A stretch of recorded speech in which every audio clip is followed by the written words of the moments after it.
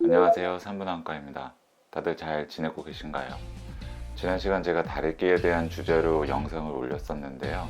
지난 시간에 말씀드렸던 내용을 잠깐만 요약해드리면, 우리가 통상적으로 다래끼라고 부르는 것은 콩다래끼와 다래끼를 모두 합쳐서 이르는 말이고, 콩다래끼는 마이봄샘이 막혀서 생기는 유가종성 질환인 반면에 다래끼는 주로 눈꺼풀 테두리에 있는 분비샘들의 감염으로 인해서 생긴다고 구분지어서 설명드렸는데요. 그렇기 때문에 두 가지의 치료도 약간씩은 다릅니다. 하지만 두 가지 질환 모두 통상적으로는 모두 항생제를 쓰고 찜질을 하고, 심할 경우에는 절개해서 농을 빼내는 그런 치료를 하게 됩니다. 오늘 시간에는 지난번에 제가 예고해드린 대로 다래끼가 잘 생기는 사람들이 왜 다래끼가 잘 생기는지를 한번 생각해보고 어떻게 하면 예방할 수 있는지에 대해서 말씀드려 보려고 합니다. 바로 시작하겠습니다.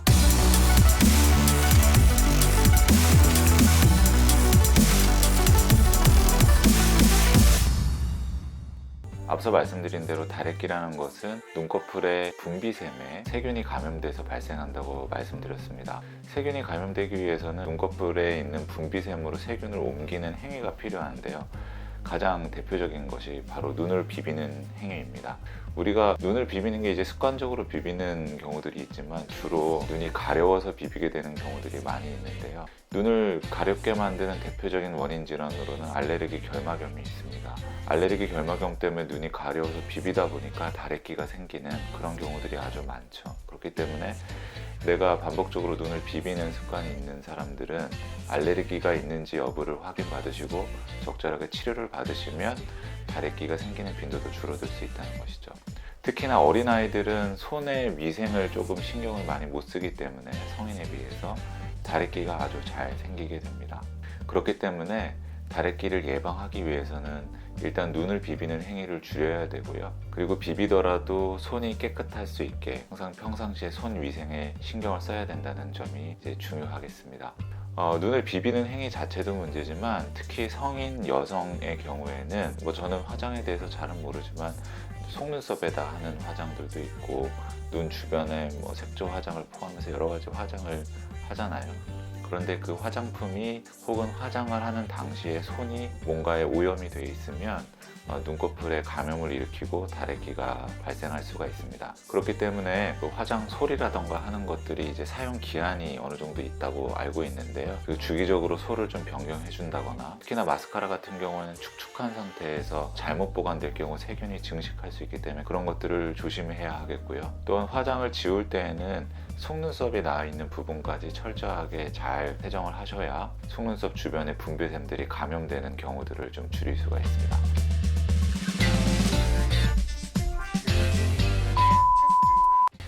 지금까지 말씀드린 내용은 감염에 의해서 발생하는 다래끼에 대한 이야기를 드렸고요. 콩다래끼는 그럼 어떻게 예방을 하느냐? 사실 콩다래끼가 생기는 기전이 역시나 눈꺼풀에 분포하고 있는 분비샘인 마이봄샘이 막혀서 생긴다고 말씀을 드렸는데요.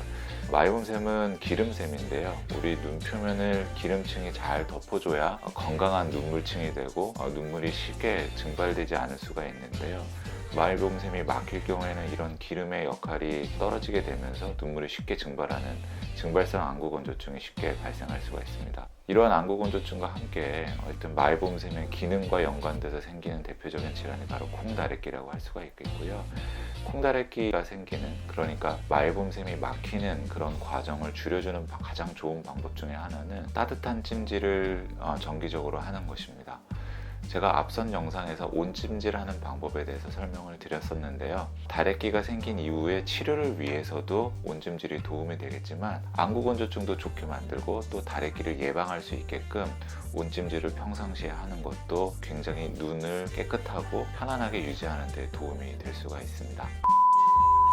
오늘 짧은 영상에서 어떻게 하면 다래끼와 콩다래끼를 좀 예방할 수 있는지에 대해서 말씀드렸습니다. 다래끼라는 것이 어떻게 보면 저절로도 나을 수 있는 질환이기 때문에 지나치게 심각하게 접근할 필요는 없겠지만, 확실히 미용적으로도 기능적으로도 우리를 괴롭히는 안과적인 질환임에는 분명하기 때문에 제가 오늘 말씀드린 예방 방법을 좀 기억하셔서 적용하시면 다래끼가 잘 생기시는 분들은 그 빈도를 좀 줄일 수가 있고 예방을 할 수 있을 거라 생각합니다.